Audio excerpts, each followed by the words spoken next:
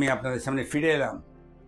আপনাদের বলেছিলাম যে কেবল টিভি নিয়ে একটা মারাত্মক ডোলড্রাম চলছে, খুব টার্মাইল চলছে, এবং সেটা কতটা ভয়ানক হবে সেটা কিন্তু আজকের দিনে এসে বোঝা যাচ্ছে। আজ আমি আপনাদের সামনে হাজির, স্বপন চৌধুরী, আমার আপনার সবার ইউটিউব চ্যানেল নিয়ে কেবেলওয়ালা।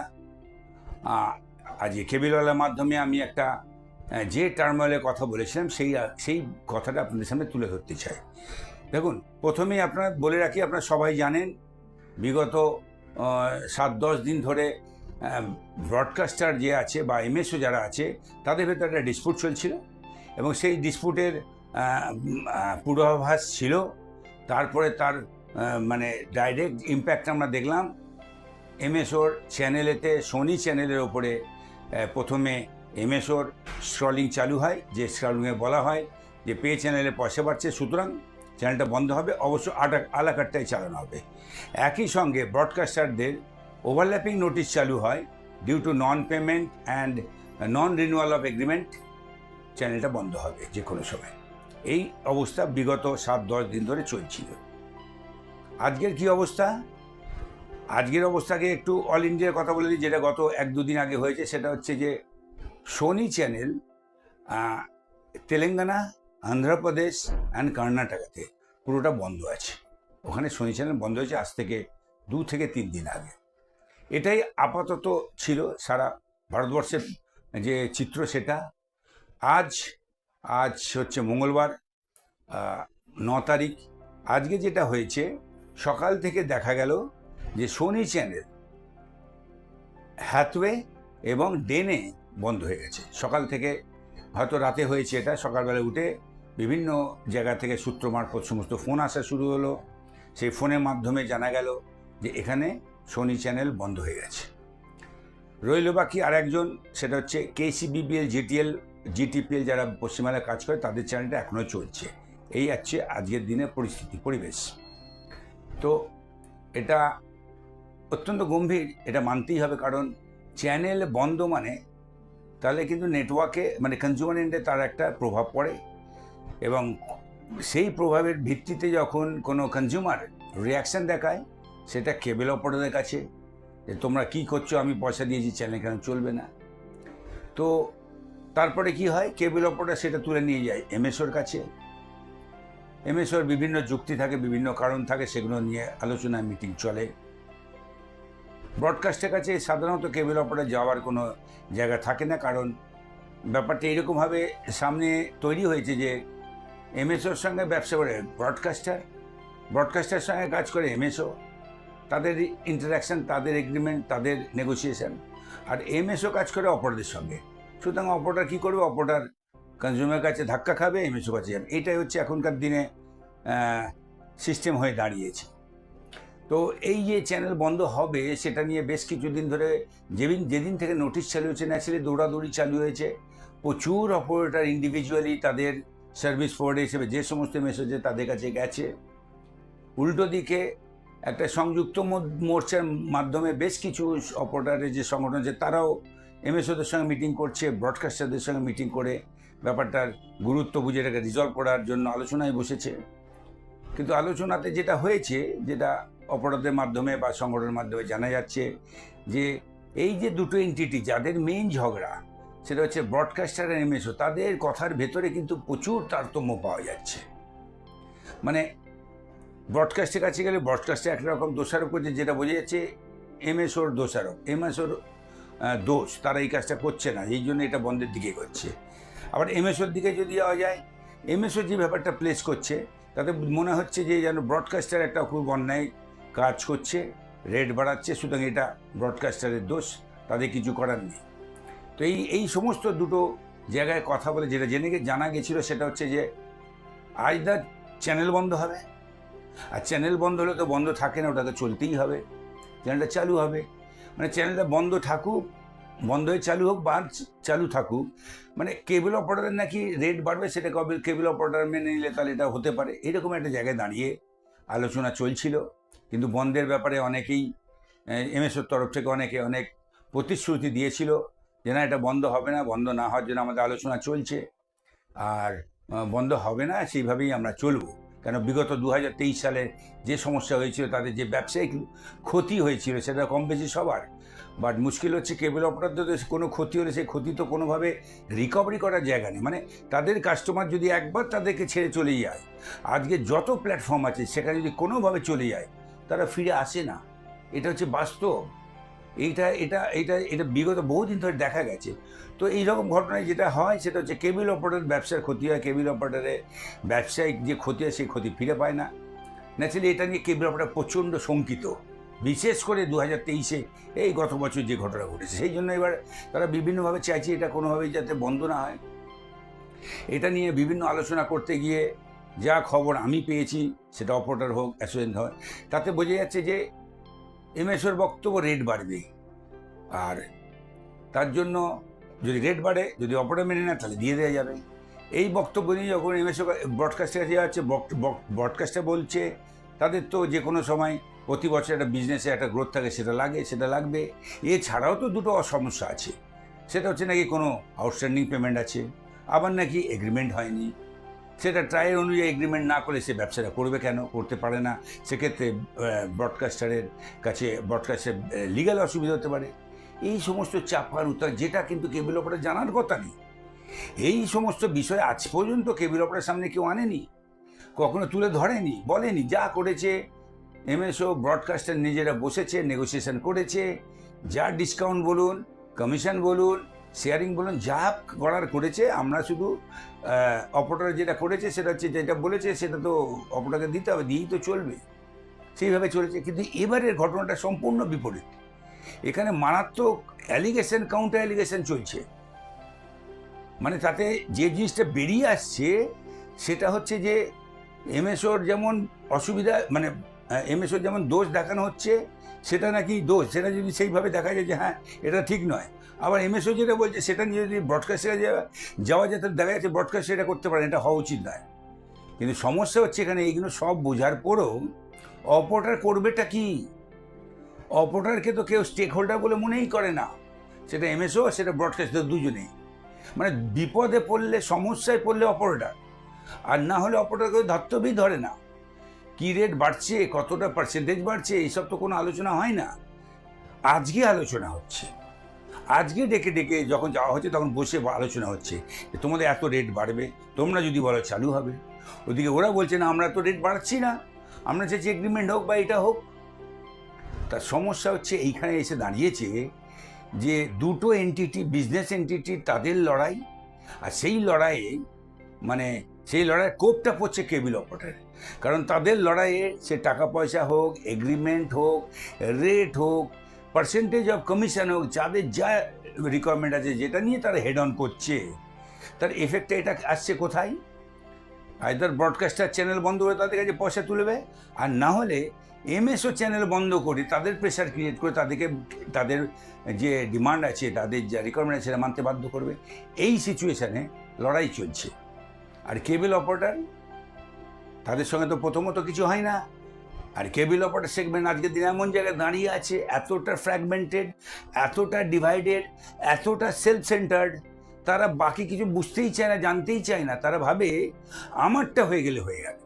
যেমন আজকের কথা, একটা সংগঠন মিলে নাকি কাজ হচ্ছিল এতদিন ধরে, বিভিন্ন এমএসও ব্রডকাস্ট। আজকে বন্ধ হয়েছে দু জায়গায়, আরেকজন বাকি আছে।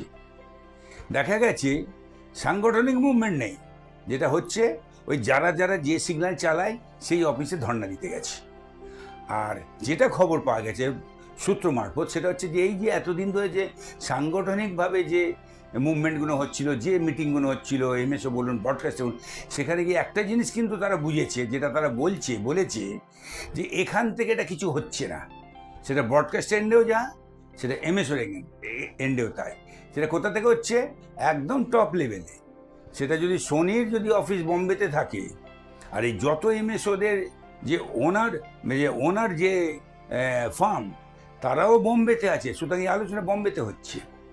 আবার এটাও জানা গেছে যে যা ঘটনা এখানে হঠাৎ হচ্ছে, সে এখানকার যেসব এন্টিটি আছে তারা কিছু জানেই না, পরে জানছে।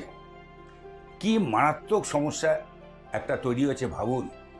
কেবল ইন্ডাস্ট্রিটা যেভাবে চলতো আজকে যেভাবে চলছে, সমস্যা গ্রাউন্ডের বিভিন্ন অঞ্চলে বিভিন্ন স্টেটে, এক একটা জায়গায় এক একটা স্টেটে এক এক ধরনের টাইপ অফ প্রবলেম, কিন্তু কাজটা হচ্ছে, অ্যাকশনটা হচ্ছে একটা সিঙ্গেল পয়েন্ট থেকে, রেজাল্টটাও সেই সিঙ্গেল পয়েন্ট থেকে বেরোবে।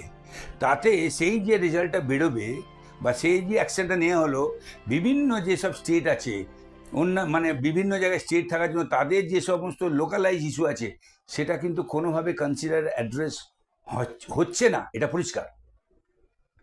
তো এটা হচ্ছে এখনকার পরিস্থিতি, যেটা সূত্র মারফত খবর পাওয়া যাচ্ছে, যেটা আমি জানছি, কারণ আমি আপনাদের বলি সবসময় যে me Swapan Chowdhury work as a community influencer. Cable কমিউনিটির ইনফ্লুয়েন্সার হিসেবে আমি কাজ করি, আর আমার কাজটা হচ্ছে বিভিন্ন জায়গা থেকে কেবিল ইন্ডাস্ট্রির ডেভেলপমেন্ট বলুন, প্রবলেমস বলুন, অসুবিধা বলুন, সমস্ত ইনফরমেশনটা গ্যাদার করা, আর এই গ্যাদার করে আপনাদের সামনে রাখা। তার কারণ এলসিও এন্ডে এমন কোনো মিনস নেই যে প্রকৃত তথ্য বা কোনো খবর কেবিল অপারেটরদের কাছে যাক। যা হয় মোটামুটি উড়ি খবর, যেমন কেউ বলেছে, ও বলেছে, সে বলেছে, কিন্তু সঠিক তথ্য পাওয়া যায় না, আসে না। যার জন্য কেবিলওয়ালার মাধ্যমে আমি বিভিন্ন জায়গা থেকে খবর পাই, আমাকে খবর দেয়, তাদের খবর ওপর ভিত্তি করে সেটা সততা বিচার করে আমি আপনাদের সামনে রাখি। তো এই যে পুরো কথাটা বললাম, তার শেষে এসে আপনাদের বলি যে দুটো চ্যানেল বন্ধ, এমএসও বন্ধ, একটা এমএসও বাকি আছে। যেভাবে অ্যাডভার্টাইজমেন্টে চলছিল তাতে জানা গেছিল যে চ্যানেলটা বুকে থেকে বেরিয়ে যাবে, আর একটা চলবে।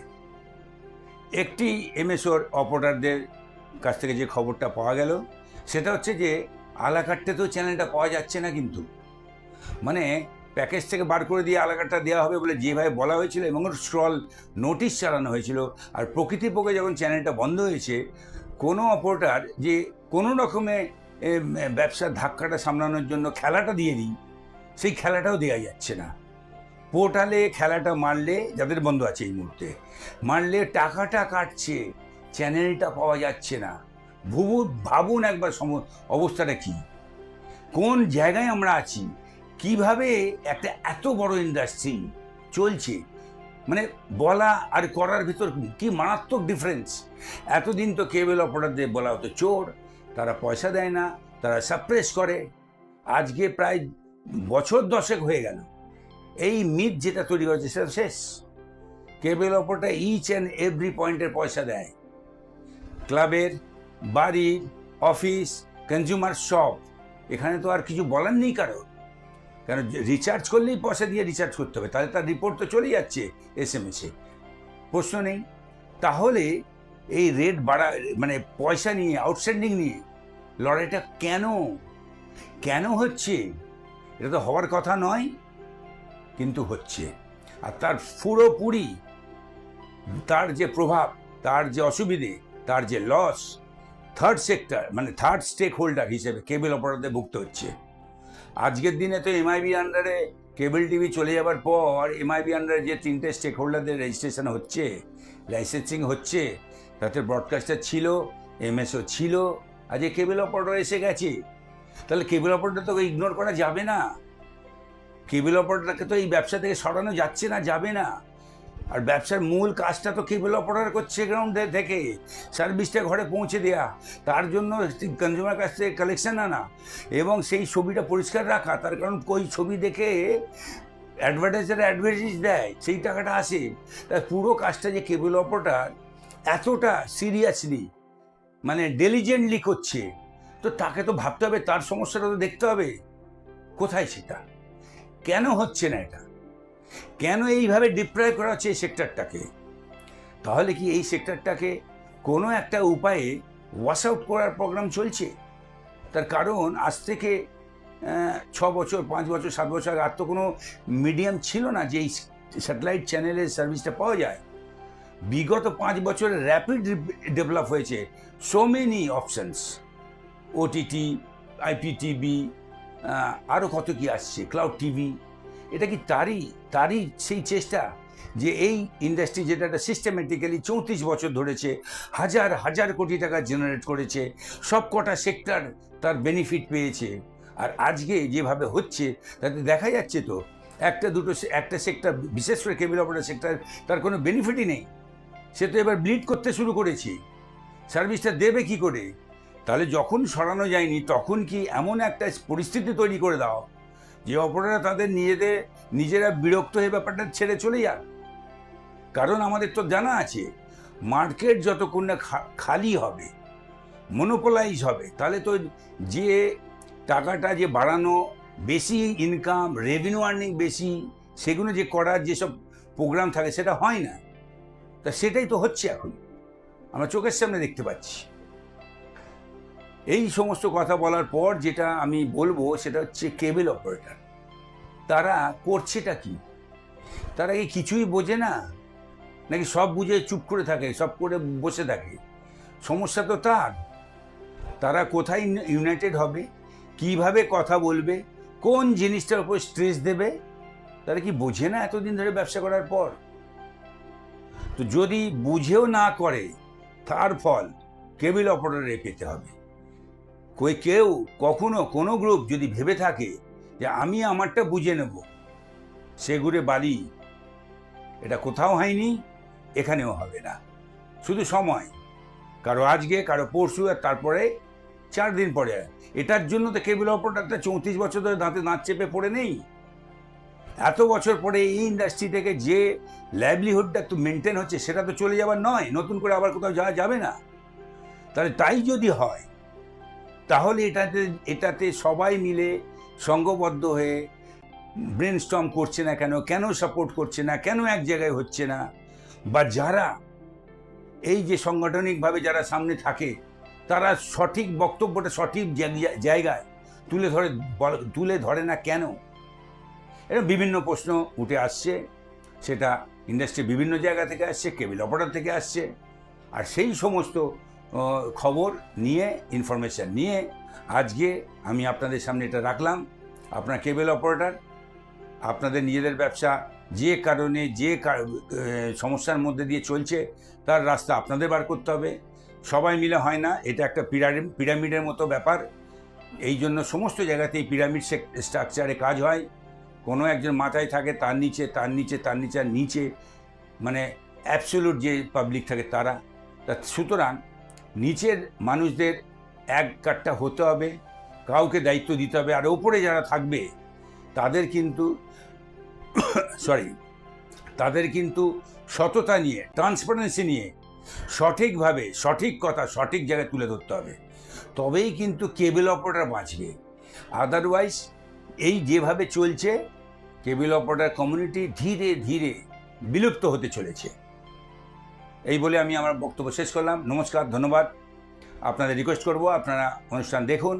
অন্যদের অনুষ্ঠান দেখার জন্য এই ভিডিওটা আরও বেশি করে ছড়িয়ে দিন, কারণ ব্যবসা করতে গেলে ব্যবসার খবর রাখতে হবে। এই বলে আমি শেষ করলাম। ধন্যবাদ। Thank you very much.